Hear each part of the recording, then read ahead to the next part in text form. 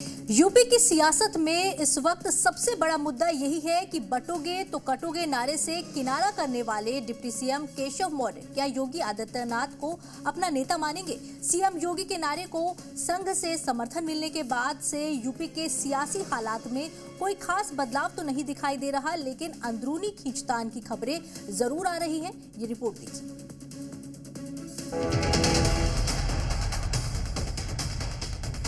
कटेंगे तो कटेंगे,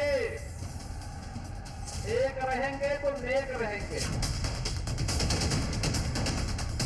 एक रहेंगे तो सेफ रहेंगे, इसमें कोई विवाद मत करिए। एक है तो सेफ है।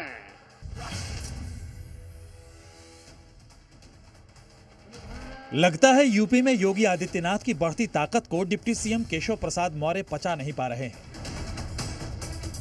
तभी तो योगी के नारे बटेंगे तो कटेंगे से बार बार पीछा छुड़ा रहे हैं। इसमें कोई विवाद मत करिए।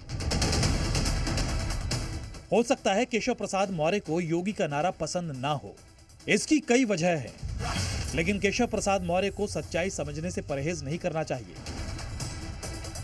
यूपी की 9 विधानसभा सीटों पर हुए उपचुनाव में बीजेपी को 7 सीटों पर मिली जीत न सिर्फ पार्टी कार्यकर्ताओं को हताशा से उबारने में मददगार साबित हुई, बल्कि ये जीत 2027 में होने वाले विधानसभा चुनाव के लिए बीजेपी का बड़ा सहारा भी बनेगी।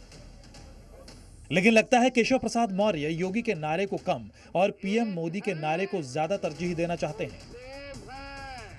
तो अब ये कहा जाए कि ये जो जिस तरह से बटोगे तो कटोगे, इस तरह के नारों ने असर या एक रहेंगे सेफ रहेंगे, इसमें कोई विवाद मत करिए। एक कल अंतिम संदेश विजय उत्सव के अवसर पर देश के माननीय प्रधानमंत्री श्री नरेंद्र मोदी जी ने दे दिया है कि एक ही महामंत्र है हम सबका, एक रहेंगे तो सेफ रहेंगे। उपचुनाव के दौरान कहा जा रहा था कि लोकसभा से उलट बीजेपी इस बार उतना कॉन्फिडेंट नहीं थी, इसलिए सीएम योगी ने सोशल इंजीनियरिंग के हिसाब से उम्मीदवारों को टिकट दिए, एक एक सीट के मुताबिक रणनीति बनाई। मैंने कहा था ना कि बटोगे तो कटोगे।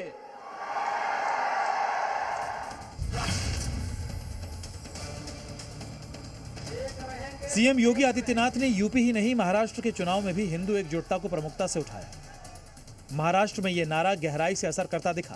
बटेंगे तो कटेंगे, ये देश का इतिहास रहा है, क्योंकि यहां बीजेपी गठबंधन को ऐतिहासिक जीत मिली है।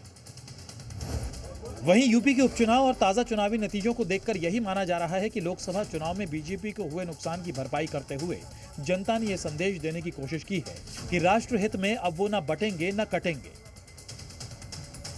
ये ऐतिहासिक तथ्य है, प्रामाणिक तथ्य है कि जब जब हम लोग बटे हैं तब तब कटे हैं।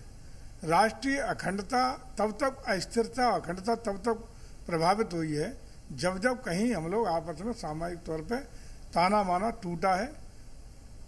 अनेकता में एकता का देश भारत है, लेकिन जब जब हम लोग विभाजित हुए हैं तब तब हम लोग कमजोर हुए हैं, राष्ट्रीय क्षति हुई है और देश कमजोर हुआ है। यूपी के चुनावी नतीजों ने मुख्यमंत्री योगी के डिस्टिंक्शन मार्क्स से पास होने का ऐलान कर दिया है। सिर्फ यूपी ही नहीं, हरियाणा और जम्मू कश्मीर के बाद महाराष्ट्र तक के नतीजों ने बता दिया कि योगी का बटेंगे तो कटेंगे का नारा कामयाब रहा है। इसने वोटर्स को जगाया, जिससे हिंदुत्व जीत रहा है और जाति हार रही है। विशाल रघुवंशी के साथ ब्यूरो रिपोर्ट, जी मीडिया।